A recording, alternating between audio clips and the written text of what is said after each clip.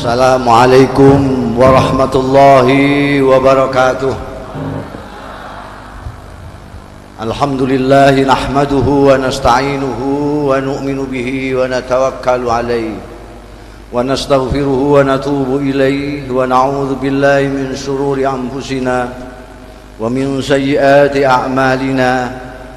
May yahdihillahu fala mudilla lahu wa may yudlil fala hadiya lahu. Wa asyhadu an la ilaha illallah wahdahu la syarika lah wa asyhadu anna Muhammadan abduhu wa rasuluh. Allahumma fassalli wa sallim wa barik wa tarahham wa tahannan ala abdika wa rasulika sayyidina wa maulana Muhammadin wa ala alihi wa ashabihi wa man tabi'ahu huda. Amma ba'd. Hadaratil afadil sadatil ulama wal habaib ala izza dimaizukum. Yang terhormat dan yang saya hormati Bapak Wali Kota, yang terhormat dan saya hormati Ibu Bupati Pekalongan, para pejabat yang lain, sipil, TNI maupun Polri yang saya hormati, pengurus Yayasan Syuhada, ibu-ibu, bapak-bapak, saudara-saudara, dan teristimewa saudara saya yang saya cintai, Bapak Haji Taufik Ismail dan Bapak Haji Subha-Asa. Pertama-tama saya harus memanjatkan puji syukur kehadirat Allah Subhanahu wa Ta'ala yang telah memperkenankan saya pada malam hari ini bersilaturahmi kepada Bapak Wali Kota dan saudara-saudara saya di Pekalongan dalam rangka memperingati Tahun Baru Hijriah. Mudah-mudahan perjumpaan kita dalam majelis yang baik, dalam rangka yang baik, dengan niat yang baik ini mendapat ridho dari Allah Subhanahu wa Ta'ala. Barokah manfaat fid dini wa dunya wal akhirah. Kita tahu bahwa Tahun Baru Hijriah ditradisikan dimulai oleh Amirul Mukminin Umar bin Khattab radhiyallahu anhu. Salah satu ungkapan Umar bin Khattab yang relevan dengan ini adalah ucapan beliau yang terkenal, hasibu anfusakum qabla an tuhasabu. Hisablah dirimu sebelum engkau dihisab. Hasibu anfusakum qabla an tuhasabu, bukan hasibu ghairakum qabla anfusikum. Kesukaan kita sekarang adalah menghisap orang lain, sehingga tidak punya kesempatan untuk menghisap diri sendiri.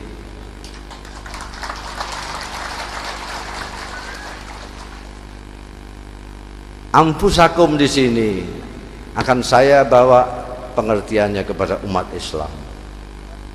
Kenapa? Karena Indonesia ini mayoritas adalah umat Islam. Kalau Indonesia ini maju dan berjaya, maka orang Islamlah yang pertama-tama harus bersyukur. Tapi kalau terpuruk seperti sekarang,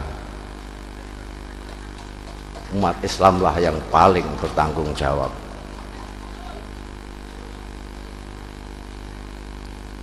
Untuk itu marilah, mumpung masih tahun baru, jangan biarkan tahun baru selalu berlalu begitu saja seperti tahun-tahun yang lalu. Mari kita hisap diri kita sendiri, umat Islam. Saya sedang menyiapkan buku yang berisi tentang salah kaprah keberagamaan umat Islam Indonesia. Saya sudah mengumpulkan 30 kesalah kaprahan beragamanya umat Islam. Salah kaprah itu artinya salah tapi karena kaprah dianggap tidak salah.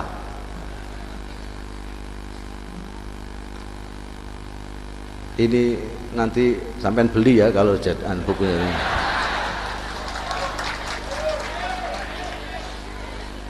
Saya merasa sekarang ini agak sungkan baca Quran. Nggak tahu sampean orang Islam ini apa baca Quran terus apa enggak.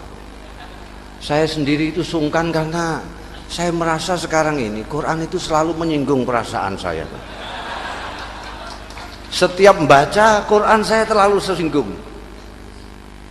Ini saya baca ini ayat orang kafir kok mirip saya.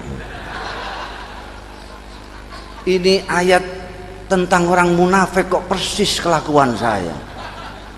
Ini ayat untuk orang mukmin kok sama sekali tidak sama dengan saya. Untunglah Anda yang tidak paham Al-Quran atau tidak pernah membaca Al-Quran, karena Anda tidak akan tersinggung oleh Al-Quran. Tahsabuhum jami'an wa qulubuhum syatta, itu untuk orang munafik. Anzartahum am lam tunzirhum la yu'minun, itu untuk orang kafir. Wa idza qamu ila salati qamu kusala, itu untuk orang munafik. Wal mu'minuna wal mu'minat ba'duhum awliya'u ba'din, itu untuk komunitas kaum mukminin mukminat. Jadi kalau orang Islam tidak membenahi dirinya sendiri, insya Allah sampai kiamat kurang 2 hari Indonesia akan masih seperti sekarang. Udah, tausiahnya sekian saja.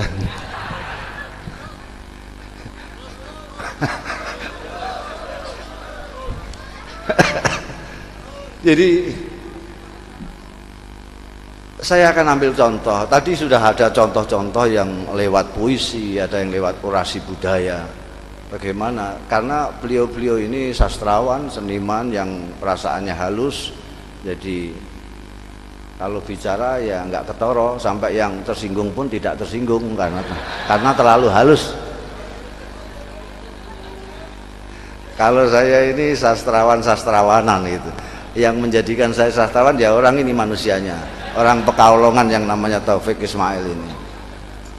Saya digelandang-gelandang ke Jakarta, disuruh baca puisi Palestina, kemudian diundang lagi oleh beliau dalam acara yang aneh bin ajaib waktu itu.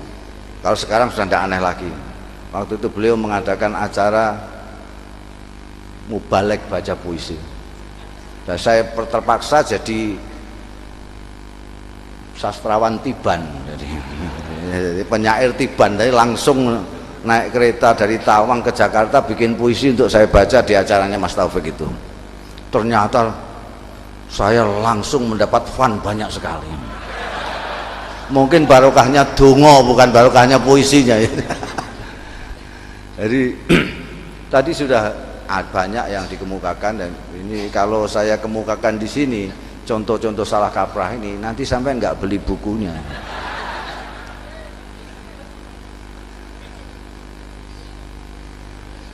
Seperti tadi, wal mu'minuna wal mu'minatu ba'duhum awliya'u ba'din. Ini Quran, firman Allah. Ini Quran berbicara tentang komunitas. Jadi dalam Quran ada yang berbicara tentang komunitas orang Islam, ada yang berbicara tentang person-person orang Islam. Komunitas orang Islam seharusnya seperti Al-Quran itu. Orang mukmin laki-laki atau orang mukmin perempuan itu satu sama lain adalah aulia. Aulia itu jamaknya wali. Para mufassir ada yang memaknai wali itu sebagai kekasih, ada yang memaknai penolong, tapi saya mempunyai makna yang lebih pas daripada tafsir-tafsir yang lain. Menurut saya maknai wali itu bolo.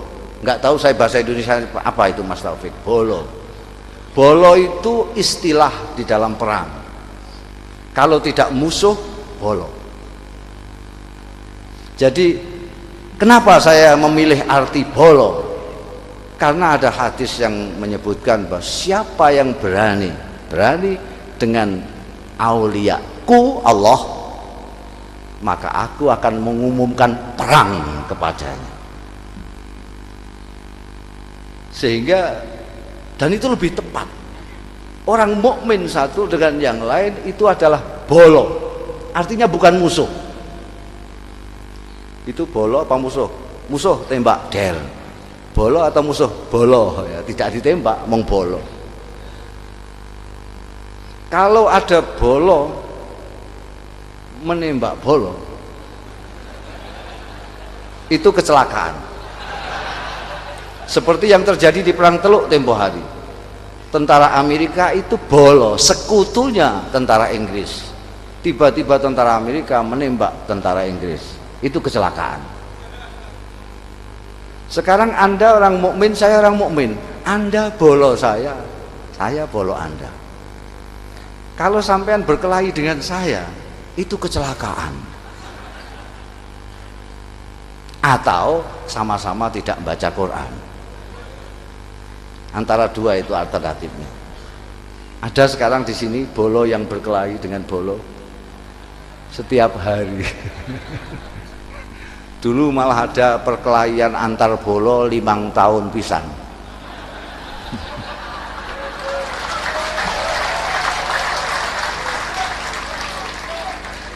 Muskil sekali.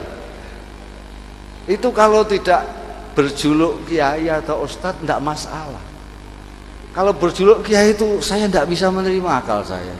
Masa kiai nggak baca Quran? Masa tidak tahu maknanya wali?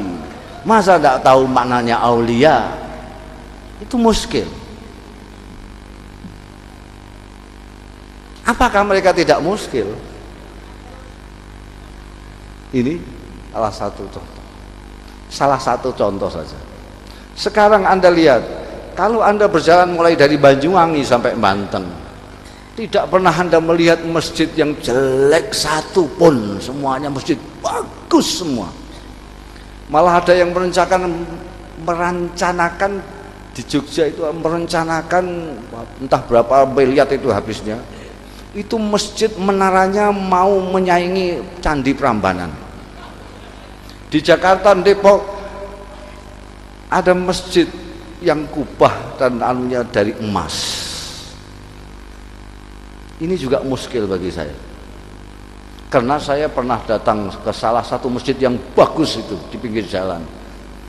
Saya kebetulan lewat karena saya pengamen malam. Jadi kalau begini ini nanti saya pulang ke rumah itu sampai rumah subuh.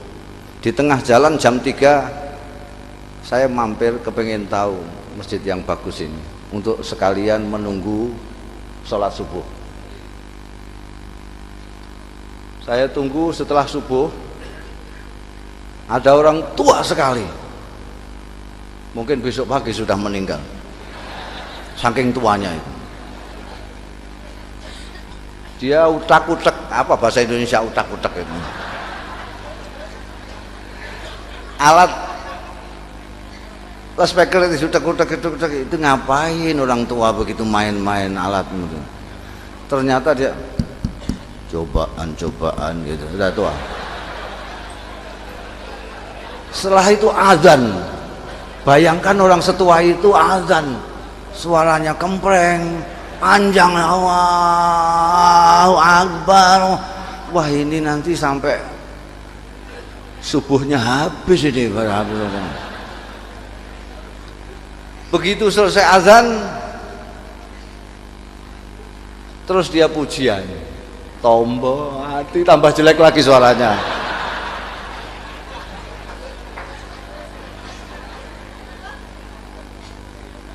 Saya tunggu pujiannya ini, tombo hatinya sampai berkali-kali diulang-ulang. Saya kok nggak ada komat-komat ini, nanti ini saya lihat sudah akan terbit matahari ini.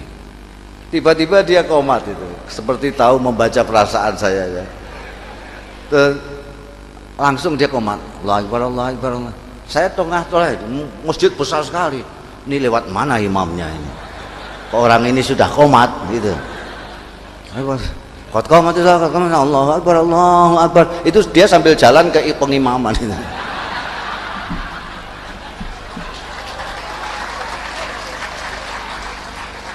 Lalu dia sendiri yang imami. Saya pikir ini kalau saya tidak ada, makmumnya juga dia juga ini. yang azan dia, yang qomat dia, yang pujian dia, yang imami dia, naga-naganya yang makmum setiap hari juga dia juga. Ini muskil. Ibaratnya orang belum punya mobil kok sudah bikin garasi. Itu orang gendeng itu.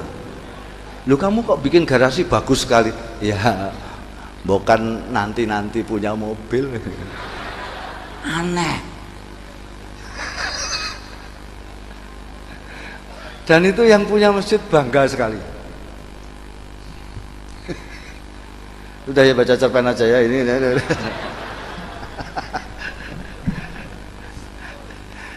Saya itu sebetulnya sudah lama saya ingin menghentikan penggawaian tausiah mau itu hasanah apa itu. Sebab itu ada dawuhnya Rasulullah, min husni islamil mar'i tarkuhu ma la ya'ni. Termasuk baiknya Islamnya seseorang itu meninggalkan sesuatu yang tidak ada gunanya.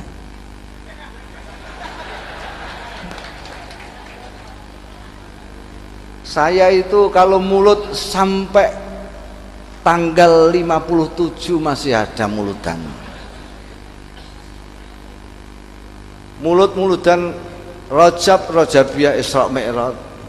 Nanti Sa'banan. Pesantren-pesantren semuanya mengadakan khataman, mauidhah hasanah lagi, tausiah lagi. Nanti puasa, tausiah, mauidhah hasanah lagi dalam rangka nuzulul Quran. Nanti hari raya dapat sehari sudah ada undangan lagi untuk tausiah, mauidhah hasanah dalam rangka halal bihalal sampai selo. Habis itu terus ada tasyakuran haji, terus begitu. Tapi begitu intensnya kita pengajian dan mauidhah hasanah tausiah, tapi yang dimauidhahi ya tetap seperti itu. Yang sering berkelahi dengan saudaranya ya tidak berhenti itu. Yang korupsi ya terus berjalan, malah tambah.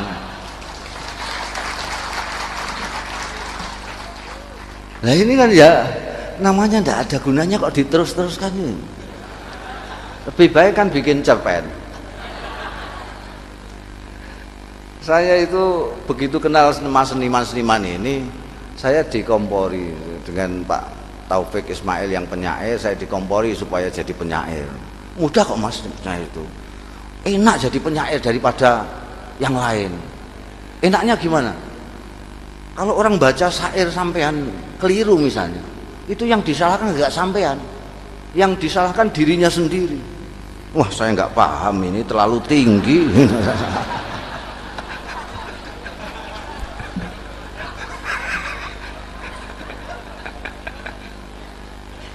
Lalu saya ketemu sama cerpenis. Saya diminta nulis cerpen. Nulis puisi bisa kok cerpen tidak bisa. Semua penyair itu bisa nulis cerpen itu. Terus saya bikin cerpen. Pertama kali saya bikin cerpen itu tahun 2004. Saya jadi penyair itu tahun berapa Mas Taufik, itu sudah tua sekali lah pokoknya. Tapi sekarang tulisan saya lebih banyak dari penyair-penyair sungguhan. Betul. Diwan saya itu, buku kumpulan puisi saya sampai sekarang sudah 9.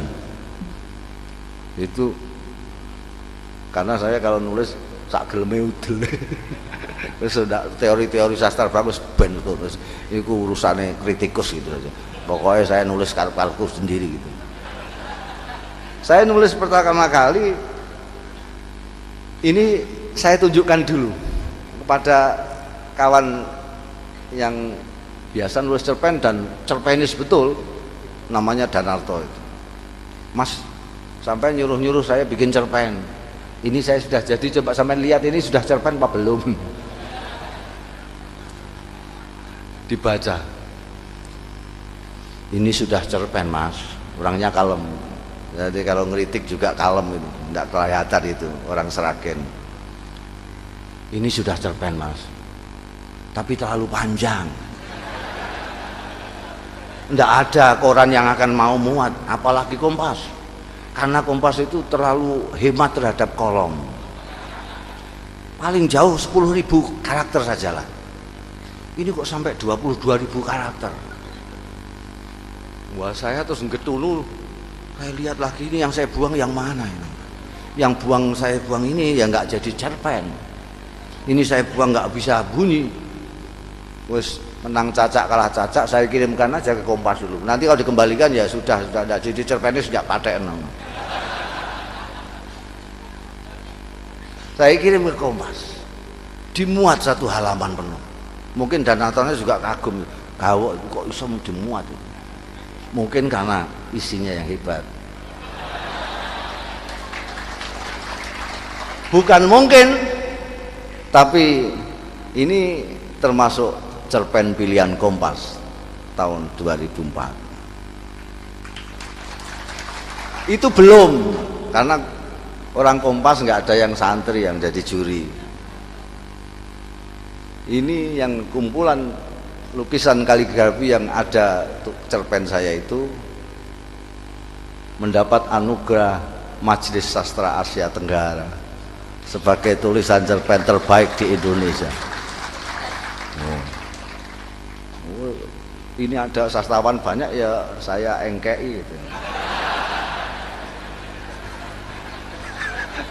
Karena beliau-beliau ini sudah penghargaan sudah tidak karu-karuan banyaknya itu. Jadi saya dapat sekali kan semenengnya karuan. Lah yang menarik ketika cerpen itu dimuat di Kompas, orang pada nelpon saya tanya tokoh yang saya ceritakan di Kompas itu, karena dia ingin ketemu, karena dia mempunyai masalah besar, bahkan dari Keraton Solo itu minta ketemu Kiai Tawakal. Kiai Tawakal itu kiai isapan jempol saya yang ada di cerpen saya ini. Ketika ini saya baca di Yogyakarta, seperti sekarang ini banyak sekali, tapi kebanyakan mahasiswa. Ketika saya baca, khusyuknya yang mendengarkan melebihi khusyuknya jamaah masjid ketika saya khutbah.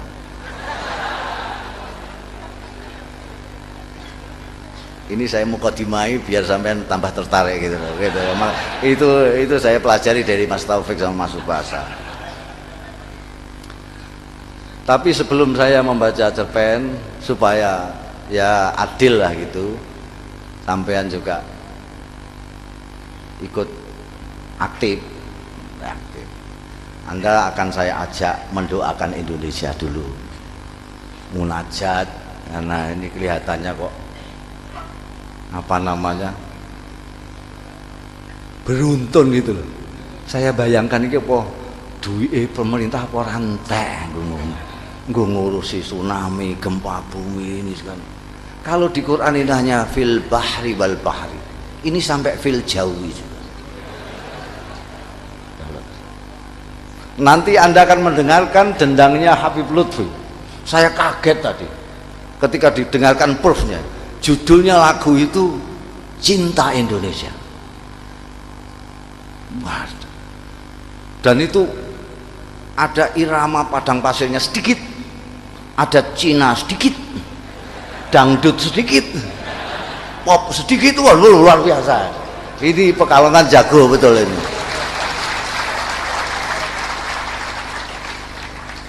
Nanti makanya ini ada dokter Rofik segala macam itu datang jauh-jauh dari Semarang ini. Ingin tahu apa benar Habib Lutfi bisa mengarang lagu. Kalau hanya Tol Al Badru gitu aja saya ya bisa gitu.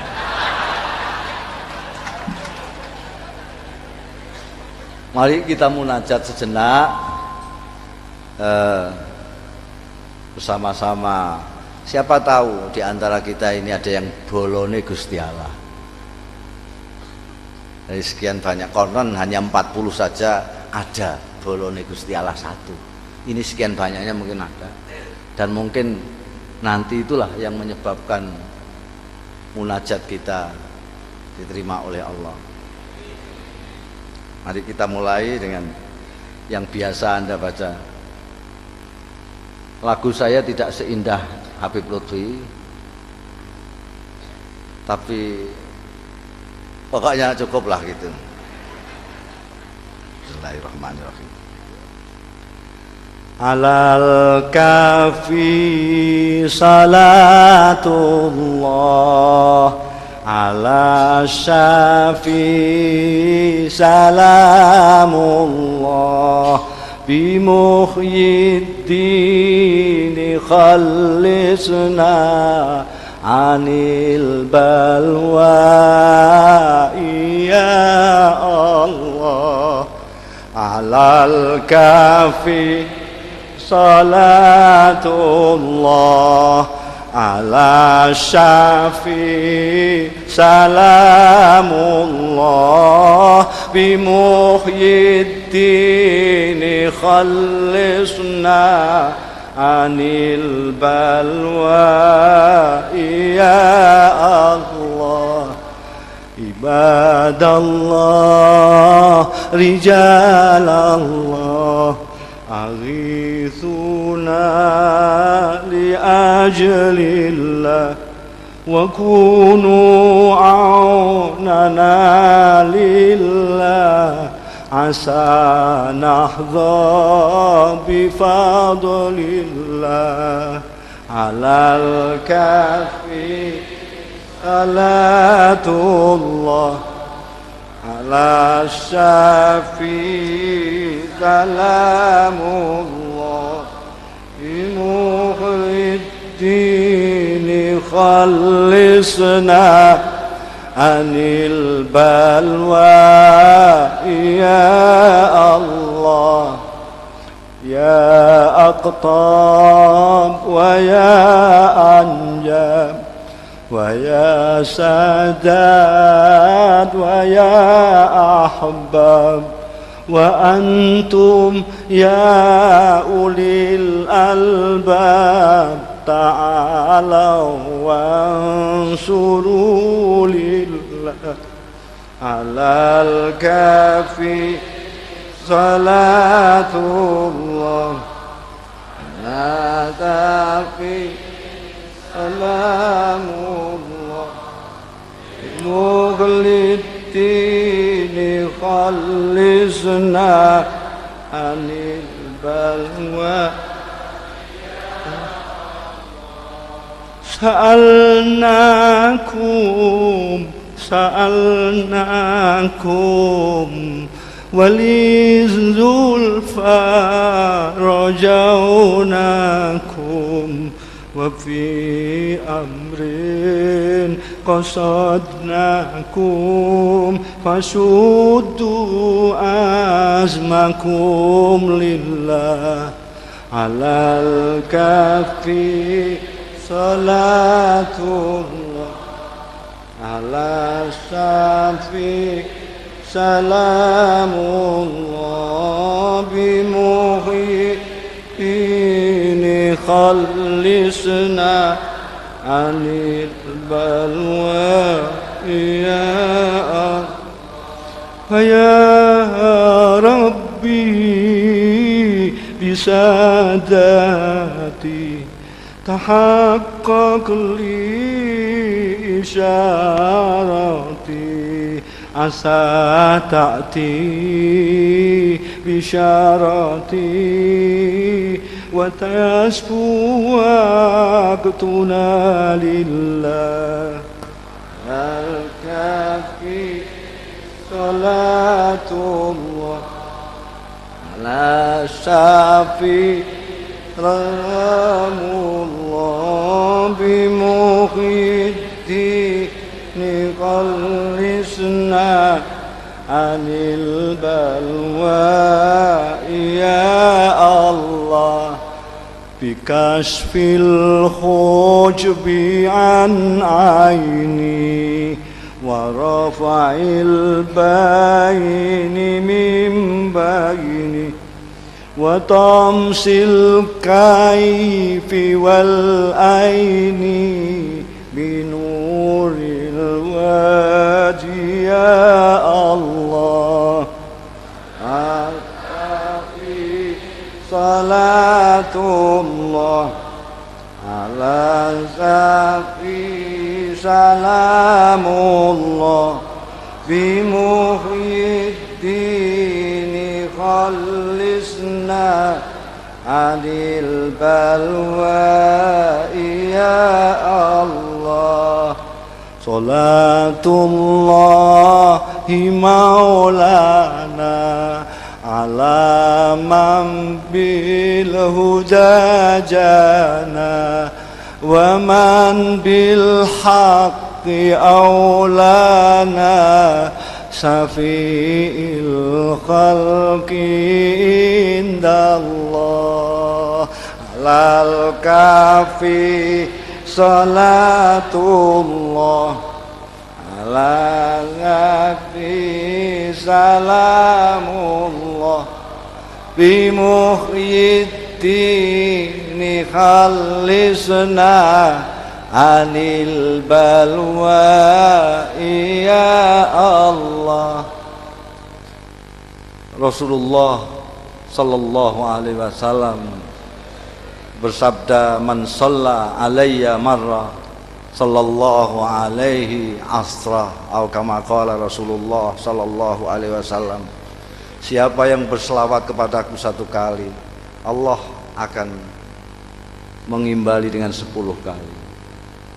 Selawat yang dari Allah adalah rahmat, seperti disebutkan dalam Al-Quran, alladzi yusalli alaikum wa malaikatuhu liyukhrijakum minadh-dhulumat ilan nur. Kita berselawat tadi, mudah-mudahan Allah mengeluarkan kita dari gumpalan-gumpalan gelap gulita Indonesia ini menuju terang benderang cahayanya. Saya akan baca puisi yang pertama dan yang terbaik.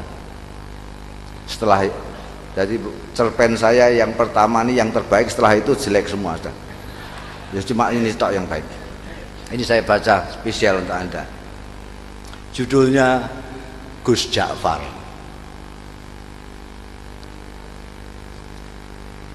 Di antara putra-putra Kiai Saleh, pengasuh pesantren Sabilul Muttaqin dan sesepuh di daerah kami, Gus Ja'farlah yang paling menarik perhatian masyarakat. Mungkin Gus Ja'far tidak sealim dan sepandai saudara-saudaranya, tapi dia mempunyai keistimewaan yang membuat namanya tenar hingga keluar daerah. Malah konon beberapa pejabat tinggi dari pusat memerlukan sowan khusus ke rumahnya setelah mengunjungi Kiai Saleh. Kata Kang Solikin yang dekat dengan keluarga dalem, bahkan Kiai Saleh sendiri segan dengan anaknya yang satu itu. Kata Kiai, Gus Ja'far itu lebih tua dari beliau sendiri. Cerita Kang Solikin suatu hari kepada kawan-kawannya yang sedang membicarakan putra bungsu Kiai Saleh itu. Saya sendiri tak paham apa maksudnya kok anaknya lebih tua dari beliau itu. Tapi Gus Ja'far memang luar biasa, kata Mas Bambang, pegawai Pemda yang sering mengikuti pengajian subuh Kiai Saleh.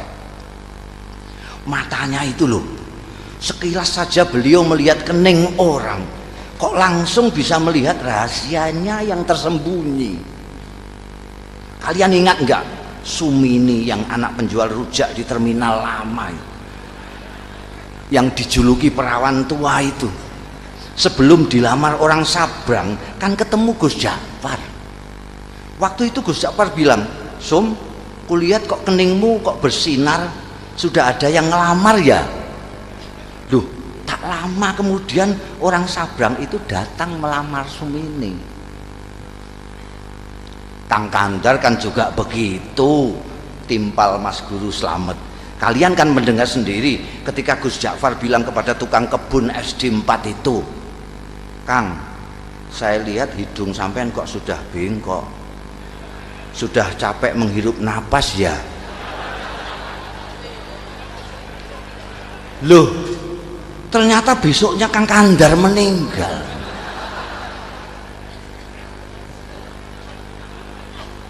Ya, waktu itu saya pikir Gus Ja'far hanya berkelakar, sahut Ustadz Kamil. Nggak taunya beliau sedang membaca tanda pada diri Kang Kandar. Saya malah mengalami sendiri, kata Lek Salamun pemborong yang dari tadi sudah kepengin ikut bicara. Waktu itu tak ada hujan, tak ada angin. Gus Ja'far bilang kepada saya, wah saku sampean kok mondol-mondol dapat proyek besar ya. Padahal saat itu saku saya justru sedang kempes-kempesnya.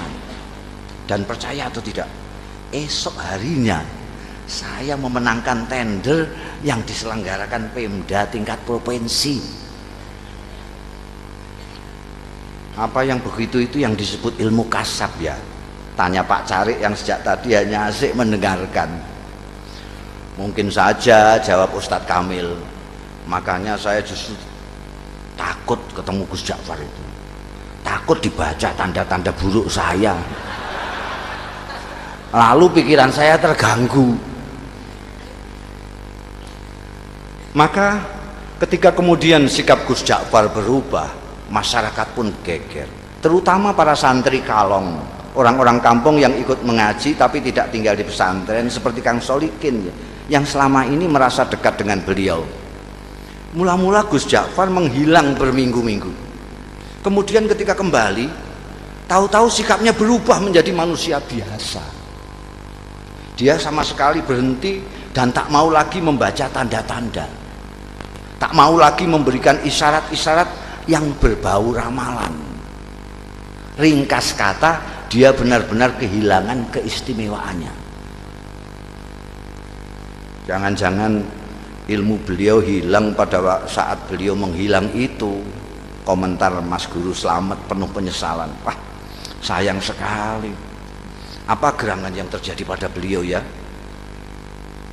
Kemana beliau pergi saat menghilang pun kita tidak tahu, kata Lek Salamun.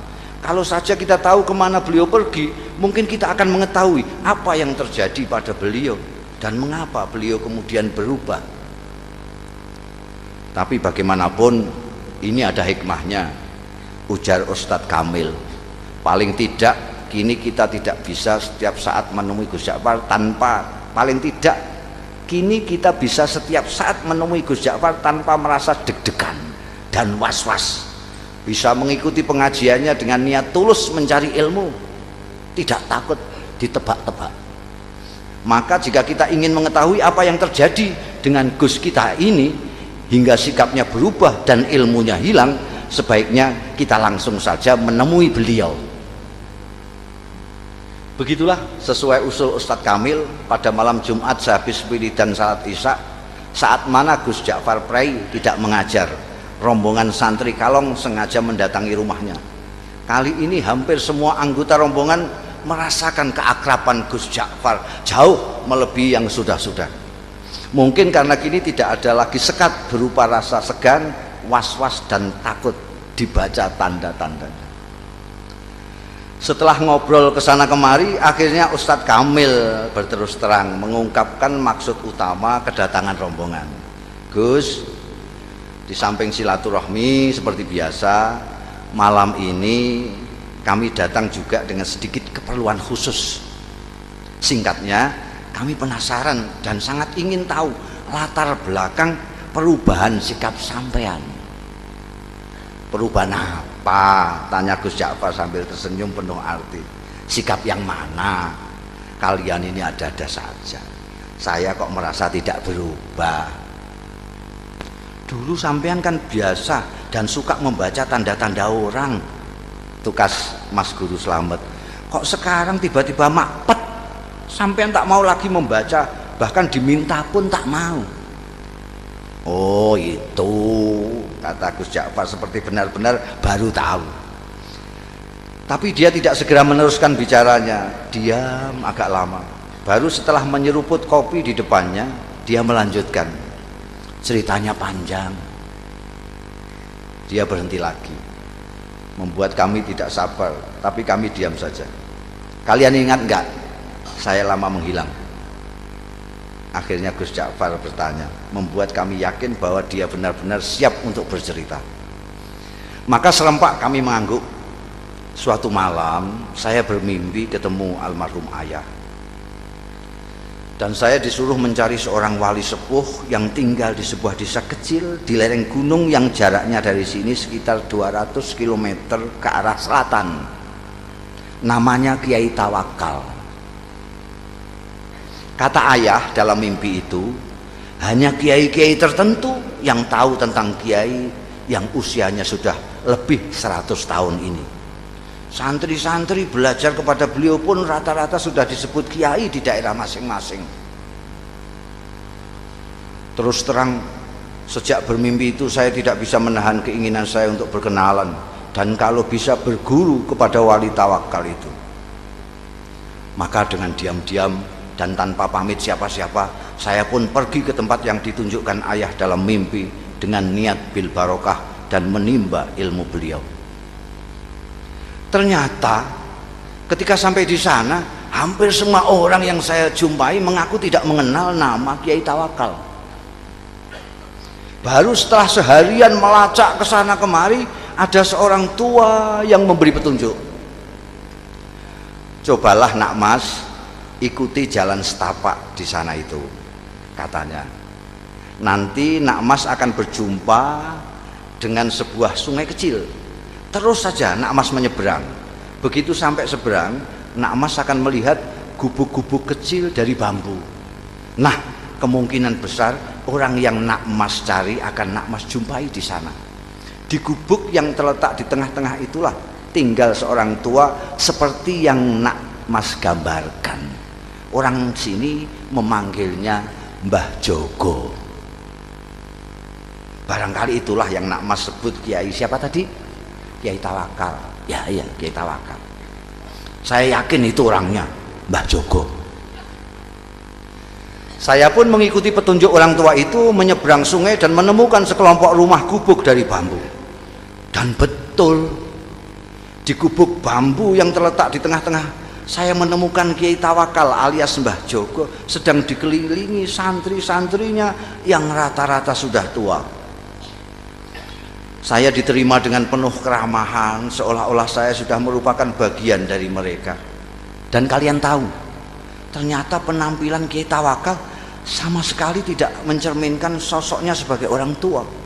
Tubuhnya tegap, wajahnya berseri-seri, kedua matanya indah memancarkan kearifan. Bicaranya jelas dan teratur, hampir semua kalimat yang meluncur dari mulutnya bermuatan kata-kata hikmah. Tiba-tiba Gus Ja'far berhenti, menarik napas panjang, baru kemudian melanjutkan.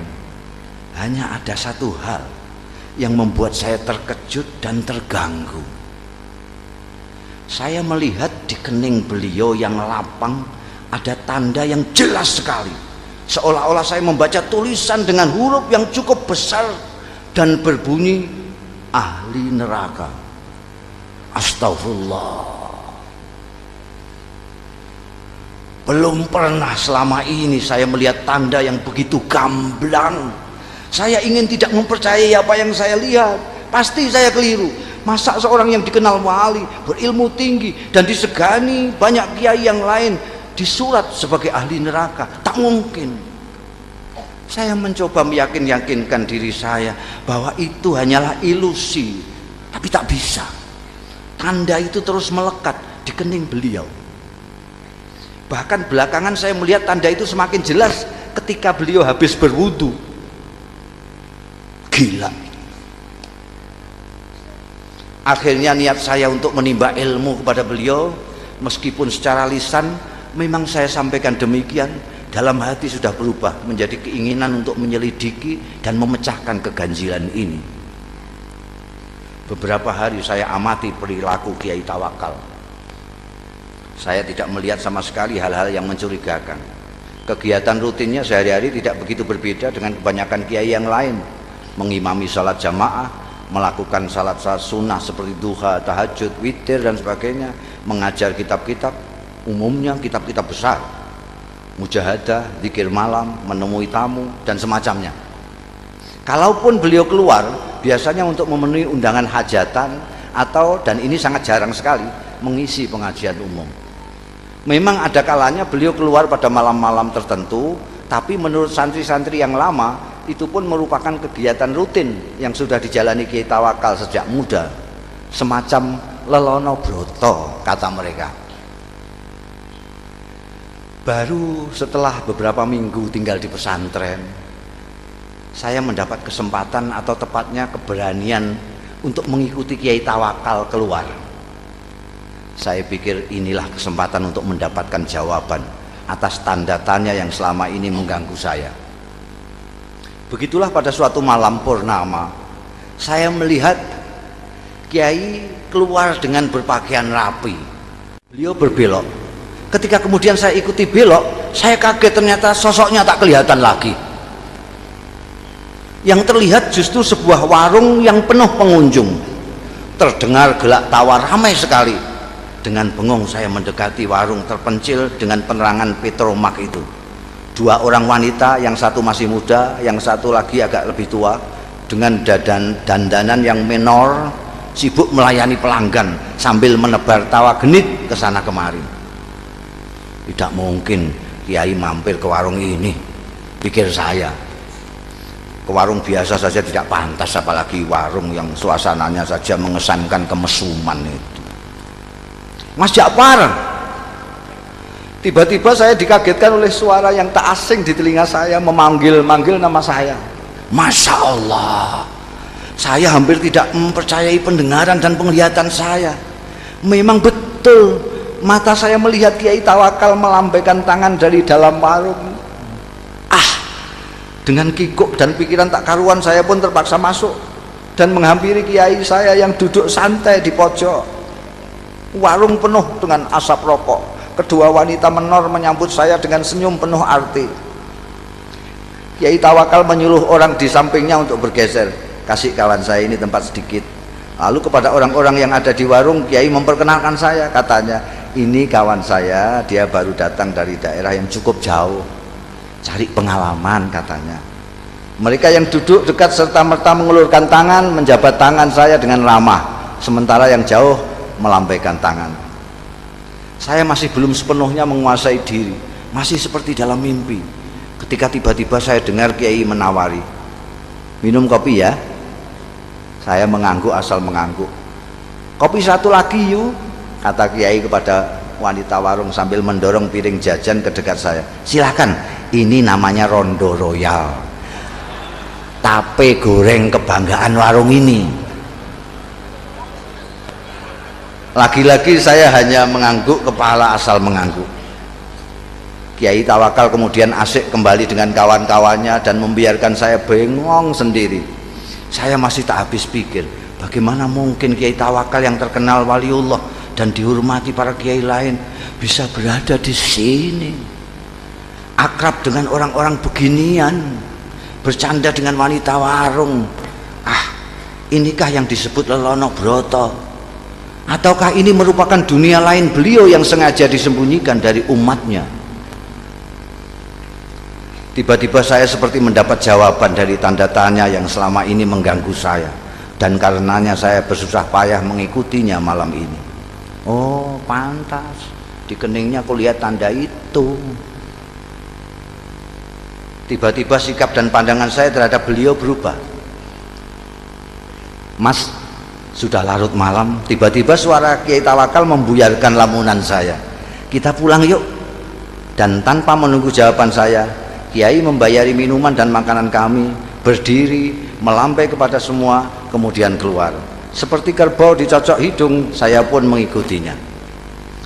Ternyata setelah melewati kebun sengon, Kiai Tawakal tidak menyusuri jalan-jalan yang tadi kami lewati. Biar cepat, kita mengambil jalan pintas saja ya, katanya. Kami melewati pematang, lalu menerobos hutan, dan akhirnya sampai di sebuah sungai. Dan sekali lagi saya menyaksikan kejadian yang mengguncangkan. Kiai Tawakal berjalan di atas permukaan air sungai seolah-olah di atas jalan biasa saja. Delonyor-delonyor. Sampai di seberang, beliau menoleh ke arah saya yang masih berdiri mematung. Beliau melambai, ayo, teriaknya. Untung saya bisa berenang. Saya pun kemudian berenang menyeberangi sungai yang cukup lebar. Sampai di seberang ternyata Kiai Tawakal sudah duduk-duduk di bawah pohon randu alas menunggu. Kita istirahat sebentar katanya, tanpa menengok saya yang sibuk berpakaian. Kita pasti punya waktu, insya Allah sebelum subuh kita sudah sampai pondok. Setelah saya ikut duduk di sampingnya, tiba-tiba dengan suara berwibawa Kiai berkata mengejutkan, "Bagaimana? Kau sudah menemukan apa yang kau cari? Apakah kau sudah menemukan pembenar dari tanda yang kau baca di kening saya? Mengapa kau seperti masih terkejut? Apakah kau yang mahir melihat tanda-tanda menjadi ragu terhadap kemahiranmu sendiri?" Dingin air sungai rasanya semakin menusuk mendengar rentetan pertanyaan beliau yang menelanjangi itu. Saya tidak bisa berkata apa-apa. Beliau yang kemudian terus berbicara, "Anak muda, kau tidak perlu mencemaskan saya hanya karena kau melihat tanda ahli neraka di kening saya. Kau pun tidak perlu bersusah payah mencari bukti yang menunjukkan bahwa aku memang pantas masuk neraka. Karena pertama, apa yang kau lihat belum tentu merupakan hasil dari pandangan kalbumu yang bening. Kedua, kau tak akan tahu sebagaimana neraka, surga, aku adalah milik Allah. Maka terserah kehendaknya, apakah ia mau memasukkan diriku ke surga atau ke neraka. Untuk memasukkan hambanya ke surga atau neraka, sebenarnya lah ia tidak memerlukan alasan. Sebagai kiai, apakah kau berani menjamin amalmu pasti mengantarkanmu ke surga kelak? Atau kau berani mengatakan bahwa orang-orang di warung yang tadi kau pandang sebelah mata itu pasti masuk neraka? Kita berbuat baik karena kita ingin dipandang baik olehnya. Kita ingin berdekat-dekat dengannya, tapi kita tidak berhak menuntut balasan kebaikan kita darinya. Mengapa? Karena kebaikan kita pun berasal darinya. Bukan begitu? Bukan begitu. Aku hanya bisa menuntut. Sementara Kiai Tawakal terus berbicara sambil menepuk-nepuk punggung saya. Kau harus lebih berhati-hati bila mendapat cobaan Allah berupa anugerah. Cobaan yang berupa anugerah tidak kalah gawatnya dibanding cobaan yang berupa penderitaan. Seperti mereka yang di warung tadi, kebanyakan mereka orang susah. Orang susah sulit kau bayangkan bersikap takabur atau ujub, atau sikap-sikap lain yang cenderung membesarkan diri sendiri. Berbeda dengan mereka yang mempunyai kemampuan dan kelebihan, godaan untuk takabur, sombong dan sebagainya itu datang setiap saat. Apalagi bila kemampuan dan kelebihan itu diakui oleh banyak pihak. Malam itu saya benar-benar merasa mendapatkan pemahaman dan pandangan baru dari apa yang selama ini sudah saya ketahui. Ayo kita pulang. Tiba-tiba Kiai bangkit. Sebentar lagi subuh. Setelah sembahyang subuh nanti kau boleh pulang. Saya tidak merasa diusir. Nyatanya memang saya sudah mendapat banyak dari Kiai luar biasa ini. Ketika saya ikut bangkit, saya celinguan. Kiai Tawakal sudah tak tampak lagi. Dengan bingung saya terus berjalan. Ku dengar azan subuh berkumandang dari sebuah surau, tapi bukan surau bambu kami. Seperti orang linglung, saya datangi surau itu dengan harapan bisa ketemu dan berjamaah salat subuh dengan Kiai Tawakal. Tapi jangankan Kiai Tawakal, orang yang mirip beliau pun tak ada. Tak seorang pun dari mereka yang berada di surau itu yang saya kenal. Baru setelah sembahyang, seseorang menghampiri saya. "Apakah sampean Ja'far?" tanyanya. Ketika saya mengiyakan, orang itu pun menyerahkan sebuah bungkusan besar yang ternyata berisi barang-barang milik saya sendiri.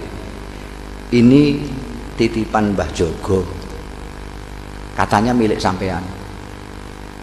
"Beliau di mana?" tanya saya buru-buru. "Mana saya tahu," jawabnya. "Mbah Jogo datang dan pergi semaunya. Tak ada seorang pun yang tahu dari mana beliau datang dan kemana beliau pergi." Begitulah ceritanya. Dan Kiai Tawakal alias Mbah Jogo yang telah berhasil mengubah sikap saya itu tetap merupakan misteri. Gus Ja'far sudah mengakhiri ceritanya, tapi kami yang dari tadi suntuk mendengarkan masih diam tercenung sampai Gus Ja'far kembali menawarkan sungguhannya. Monggo, monggo didahar. Wassalamualaikum warahmatullahi wabarakatuh. Waalaikumsalam warahmatullahi wabarakatuh.